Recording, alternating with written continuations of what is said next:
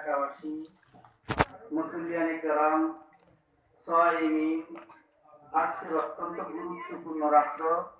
অনেক জায়গাতেই আজকে খতমে তারাবি শেষ হয়েছে।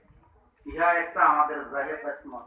খতমে তারাবি শেষ করে আমরা এই মাইয়ের আমাদের এলাকার সম্মানিত সবচেয়ে বড় লার্নেড ব্যক্তি, আমরা যাকে জানতাম, শিক্ষিত একজন ভদ্র মানুষ, মরহুম মাস্টার আব্দুস সামাদ সাহেবের সম্মানিত সুযোগ্য সন্তান মরহুম ডাক্তার আব্দুস শহীদ সাহেবের জানাজায় দাঁড়িয়েছি আমরা।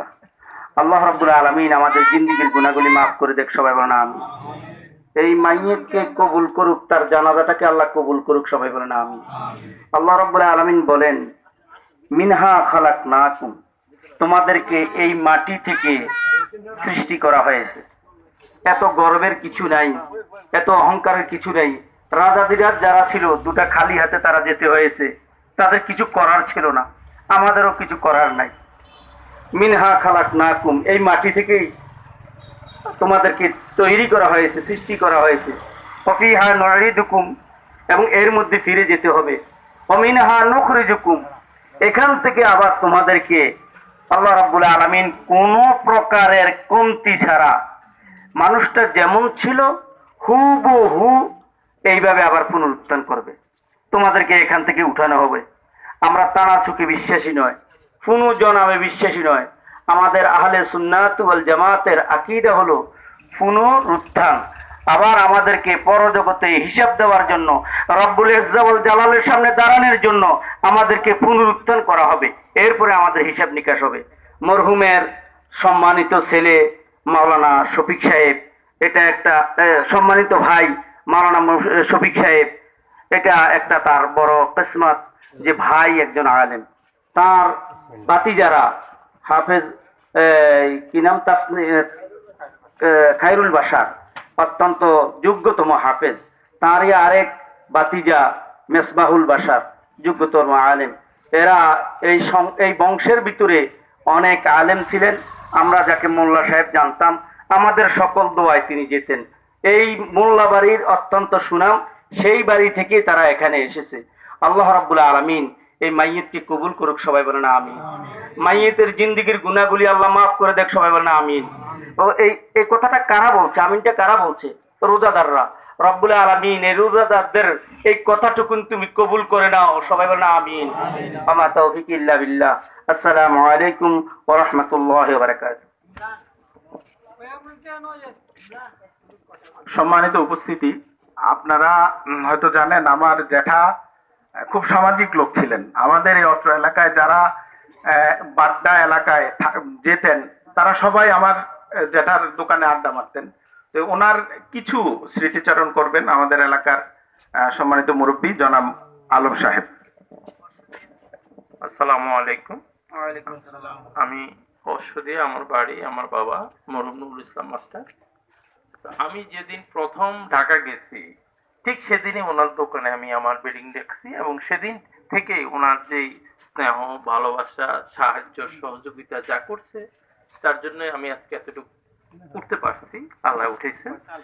ওনার অবদানের জন্য আমাদের এলাকার অনেক ছেলে পেলে, যারা তখন কেউ ঢাকা ছিল না, সবাই যায় ওখানে। ওনার পরিচয়ে আমরা পরিচিত হই। আমি ওনার রূপের মাগফিরাত কামনা করে আল্লাহর কাছে দোয়া প্রার্থনা করছি। আসসালামু আলাইকুম।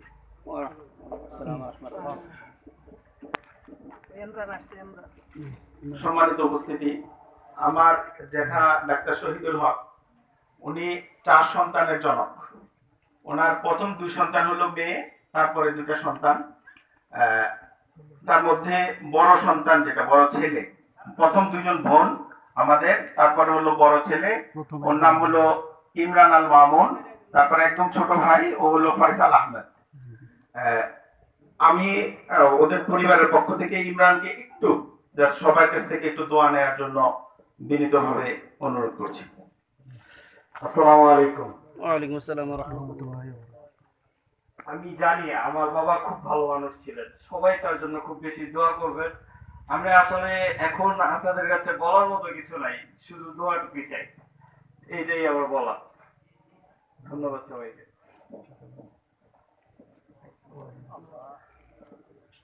সম্মানিত উপস্থিতি, এই মুহূর্তে কথা বলার জন্য বিনীত অনুরোধ করছি মরহুমের ছোট ভাই আমার আব্বাজান মাওলানা শফিকুল হক সাহেবকে। আসসালামু আলাইকুম ওয়া রাহমাতুল্লাহ। ওয়া আলাইকুম আসসালাম ওয়া রাহমাতুল্লাহ। কুল্লু নাফসিন যায়কাতুল মাউত।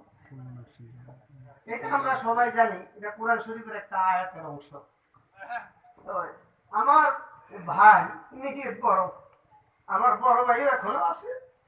আমার বড় ভাইও এখন এই বেডের মধ্যে, হসপিটালের বেড তাদের বাসা। ওদের ইয়ে ছাড়া, ওই যে কি জানা কয়, আইসিইউ ছাড়া সব কিছু বাসায় আছে। আমার ওই বড় ভাইয়ের বাসা আইসিইউ ছাড়া সব আছে। বড় ভাই অনেকদিন ধরে অসুস্থ, ওনার ছেলে মেয়েরা। আমার এই ভাইকেও আমার বড় ভাতিজা তো ডাক্তার, ঢাকা কর্মীটোলা হসপিটালে অনেকদিন এই চিকিৎসা দিছে। তো ডাক্তাররা যদি ভালো করতে পারতো তাহলে করা পারতো, কারণ ডাক্তারদের কাছে এরকম ক্ষমতা নাই, শক্তি নাই। তো আমার ভাই সামাজিক মানুষ ছিল, বাচ্চাদেরকে বেশি আদর করতেন আর শিক্ষিত লোকদেরকে বেশি ভালো জানতেন। এটা আমার আব্বার গুণ। আব্বার গুণ হইল রাস্তা দিয়ে হাঁটছে, কোনো আলেম দেখলে, কোনো শিক্ষিত ছেলে দেখতে তার চুমা দিত, আঞ্জা করে ধরতো। অসিদ্ধার মুস্তফা ঘুমটি উড়া ঘুমটি আব্বা প্রাইভেট স্কুলে রওনা দিছেন। তো আব্বা তারে যাইয়া ডাকাইয়া কয়, তুমি কেন ঘুমটি উড়াও, স্কুলে যাও না কেন? এই ঘুমটিটা ইয়া করে কয় এখনই স্কুলে যাইবা। এই মুস্তফা আমার একদিন বড়ুয়া বাজার ফুলের উপরে লাগল ভাইয়া কয়, আজকে আপনি আমার বাসায় দুটো ভাত খাইবেন। আমি কেন না যাবো না? কয় না, আপনার বাড়িতে আমি দুধ দিয়ে ভাত খাইছি, আপনার আব্বা আমার স্কুলে পাঠাইছে। আপনার আব্বার কারণে আমি আজকে বড় চাকরি পাইছি, ঢাকাতে এই ব্যাংকের বড় অফিসার হয়েছি, কারণ আপনার আব্বার অবদান।